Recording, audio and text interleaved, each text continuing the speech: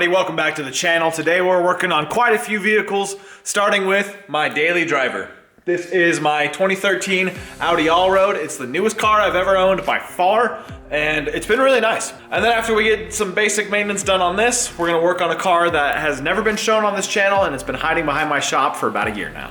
So my Audi here needs wheel bearings. The front wheel bearings have been humming for a really long time. So yeah, it's just gotten worse and worse and worse. It's to the point where I can feel it in the steering wheel now. So I ordered some wheel bearings off of eBay. Yeah, we're gonna knock these out real quick.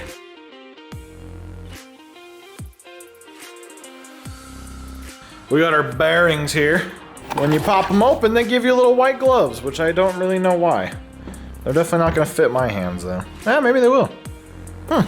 Luckily, Audi made these easy, and you just unbolt the bearing from the knuckle. So this should be super simple. First things first, we gotta take this wheel off. All right, now we need to take the brakes off. All right, now we take the axle bolt off, this big old guy, and then we take the 4 bolts holding the bearing on from the backside.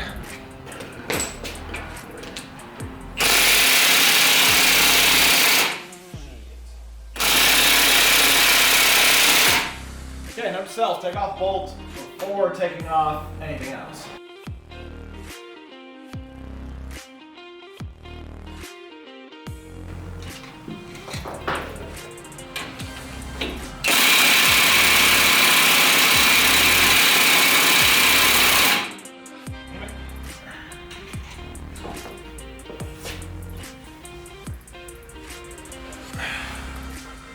Yep, use my old cross member.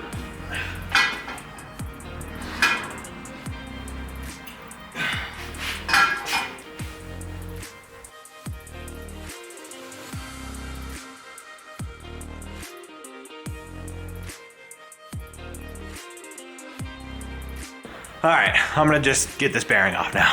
Okay, we got it out. These look like to be the factory wheel bearings, and this car is at almost 140,000 miles, so not too shabby. Yeah, let's get this thing back in now. Before we get that in, we gotta clean this surface though, and clean the inside of this because it's pretty nasty. So I'm gonna do that and then slap this thing on. Alrighty, got the new hub on, torqued that thing to spec, and I got the brakes on. There was a little bit of a fight since I broke the set screw on the rotor, because if you haven't been paying attention, German cars have studless wheel hubs, so I don't have lug nuts, I have lug bolts. Some people hate these female axles. I enjoy them heavily, but they are a lot easier when you have your set screw. Yeah, let's get the wheel on this and go do the other side. Alrighty, passenger side is out, and this is definitely the bad one. Take a listen. It makes sense that this one is the bad one because I had to replace the CV axle on this side because the boot was torn up. And if you look back here, a bunch of grease and stuff kind of thrown all over the place. You can see how like clean some of the spots are where the bolts used to be. And yeah, that in turn probably got some grease inside this sealed bearing and dried it out. Cool, let's get this swapped out and then I should have no more humming noises when I'm driving. I'm so excited. Alrighty, both front wheel bearings are done. Now all we gotta do is torque the big ol' axle bolt, which is gonna take a lot. 148 foot-pounds plus a half a turn.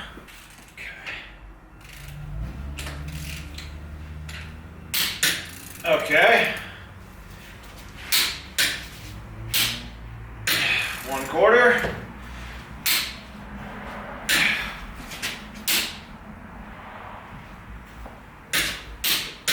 1/2. Not bad. Not bad.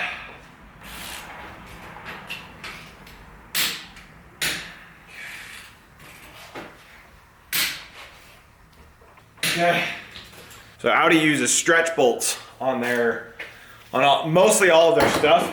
And that's why you have the additional turn after you torque it to spec, because once you get it set in the torque it needs to be, when you do that additional turn, the bolt will stretch and it basically becomes like Loctite.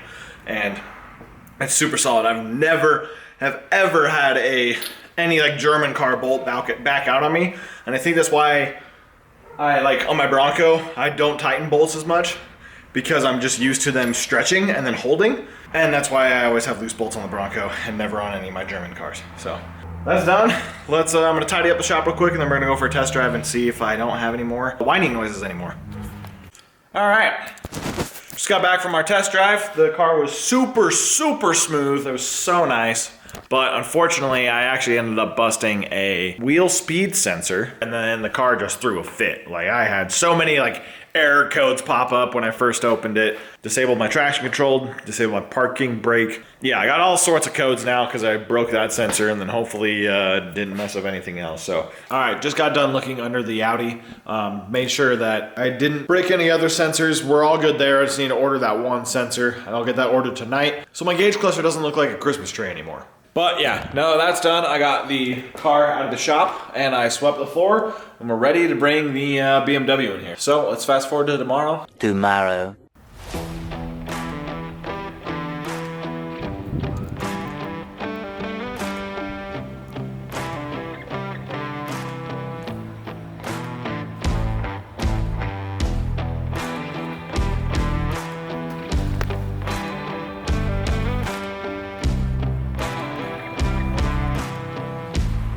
Alright, let's talk about my BMW real quick.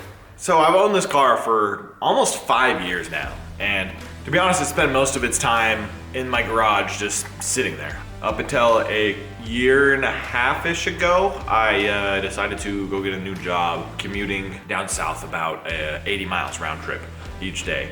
And at the time, the only daily driver I had was the E36 because I sold my TDIs because I was working from home and I didn't need a commuter car. And so I was dailying the BMW for a while. And I kept running into issues with the clutch pedal sticking to the floor. And that's when I was like, okay, this thing's not a daily. This thing needs to be driven and thrashed on like the car's meant to be at this point. So I've made the decision that it's time to get it ready to sell because I'm not gonna give it the attention it deserves. Ever since I bought my Audi, that thing has literally sat on the side of my shop since. It's been outside sitting for a year, and most of the time I've owned it, it's been garage kept, and it kind of hurts me that I've kept it outside this long. So it's time to move on. It's time to give it to someone who will actually use the car. So, which will help a lot. It'll help me get the Bronco going, it'll help me work on other projects and help give more content to this channel. The main goal with this car right now is replace the clutch because that thing is done, clean it up a little bit and get it out of here so we can keep making more content and having more projects and work on the Bronco again, because I know some of you guys are really waiting for that Bronco content, and I appreciate you guys watching the other stuff,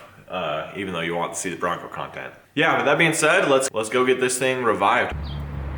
Oh, this poor car.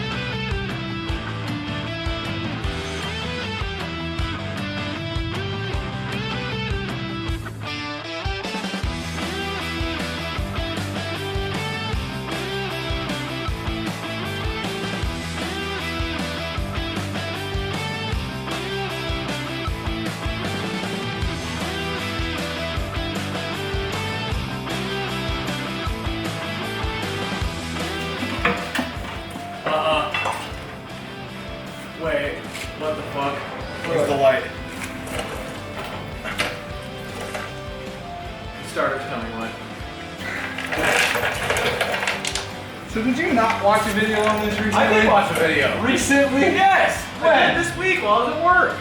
Okay, so what are we missing? I don't know. The starter's coming with.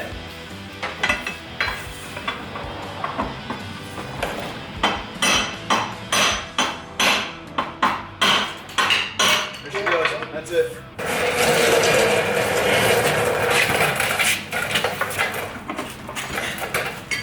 Is that it? Any prime more? Yeah. Oh, there she goes. That's it. I got it. Okay. Where are we going? John, where are we going? You're hitting the, we gotta go down, bro. Well, we're gonna record it and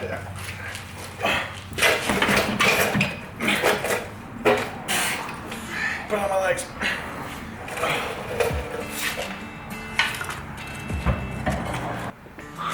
We did it. This thing wasn't bad to take off, except for the starter, way up here, decided to come with, because it got caught up on this dowel pin. It was like seized on there, and that's what was holding it up. But yeah, new clutch ready to go.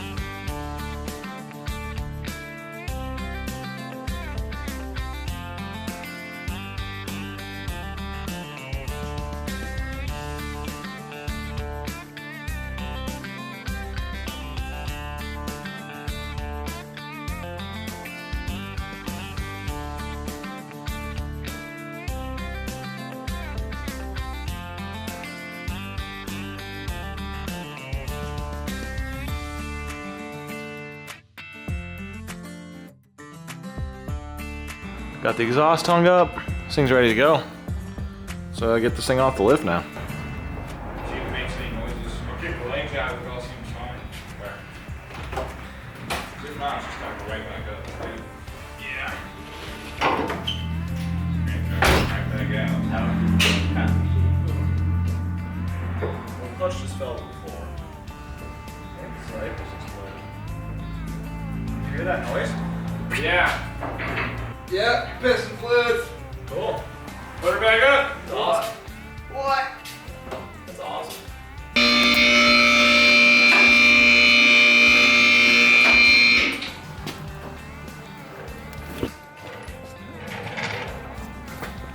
That's coming from the trans.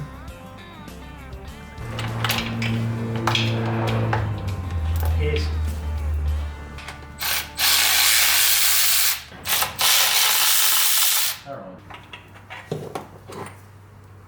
Right. The rod inside there. No, it's not there. So everything's inside the. Oh, careful. Give me a magnet. We got a flashlight, some pliers or something? A few moments later.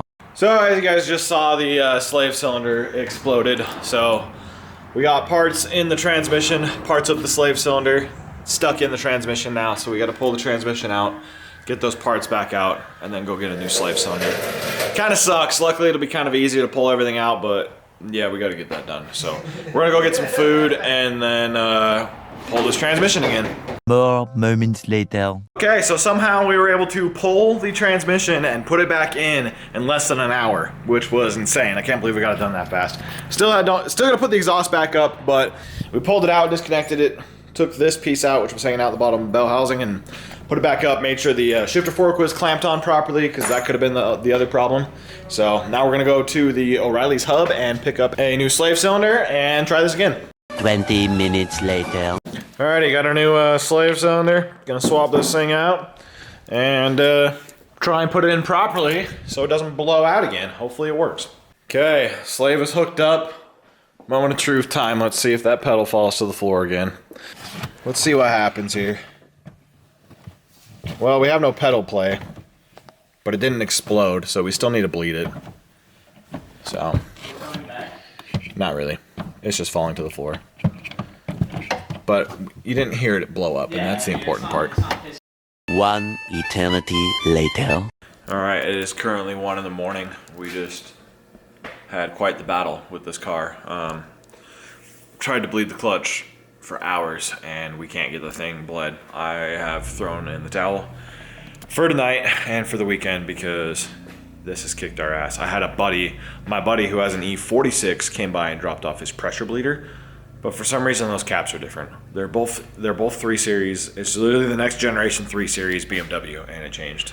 Typical BMW stuff, which is another reason why I need to get rid of this car. But I ordered the right cap to pressure bleed this with his pressure bleeder, and I'm just going to pressure bleed it.